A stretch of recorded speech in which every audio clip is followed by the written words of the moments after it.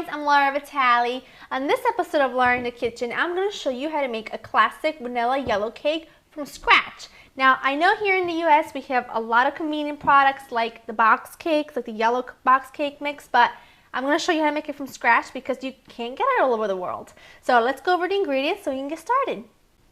You're going to need some all-purpose flour, granulated sugar, eggs, unsalted butter at room temperature, whole milk, sour cream, baking powder, salt, and vanilla extract.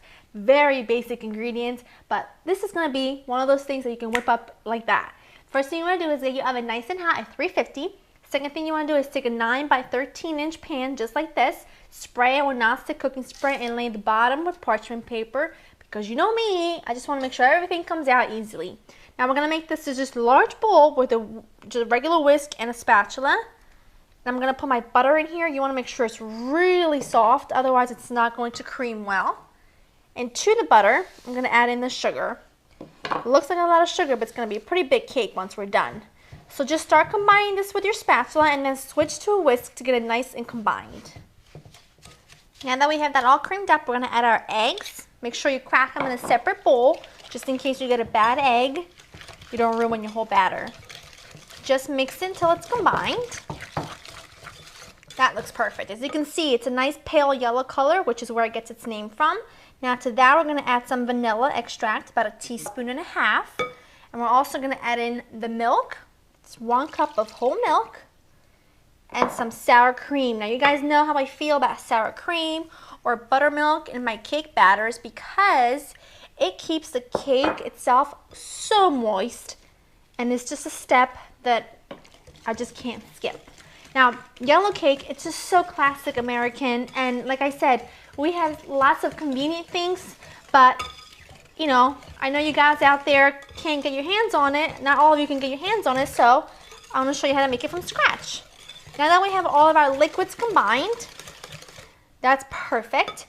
We're going to add in our dry, which is our baking powder, flour, and salt. And the full recipe with all the amounts of the ingredients and everything will be listed on my website at laurainthekitchen.com. Just it's easier, the recipe's there, you can print it out. That way it's very handy, much easier to follow up on. So just mix this together until the flour is just combined, but you really don't want to overwork it. Otherwise it'll get like a really tough consistency. It'll be more like the texture of bread instead of a moist cake. That looks perfect. Now I'm just going to switch to my spatula to help me pour it into my pan. There we go. Now using your spatula, just make sure you get it as even as possible so it cooks evenly. And we don't have any sides that are too high and some that are too low. That's perfect. If you just wiggle it back and forth, it usually always just falls back into place on its own. So this puppy is going to go into the oven, nice and preheated, for about 25 to 30 minutes. At the 25-minute mark, take a toothpick, insert it into the middle of the cake. If the toothpick comes out clean with no wet batter on it, it's done. And then you want to let it cool completely so you can frost it with any frosting you prefer. So let's pop this in so it can bake up. After my cake baked, I let it cool completely, and I also made my mocha fudge frosting, which I do have an episode on laurainthekitchen.com, so do go and check that out because that's what we're going to top this baby with. So now I'm just going to take this out and put it on a plate.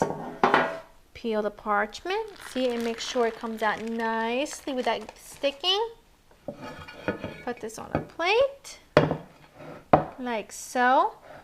Now this frosting is a really nice dark fudgy frosting. It's not like your usual thick creamy frosting like with tons of butter and confectioner's sugar. It's really good.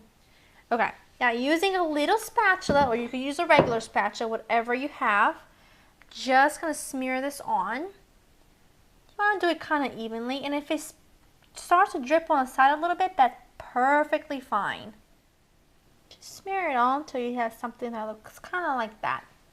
Now, of course, you're going to let this set a little bit more. You can put it in the fridge. You can leave it at room temperature just until the top hardens a little bit. But I waited a long time, and I am giving this out tomorrow as a gift, so I'm just going to try and take a little teeny tiny bite And then I'll cover it back up with some more frosting.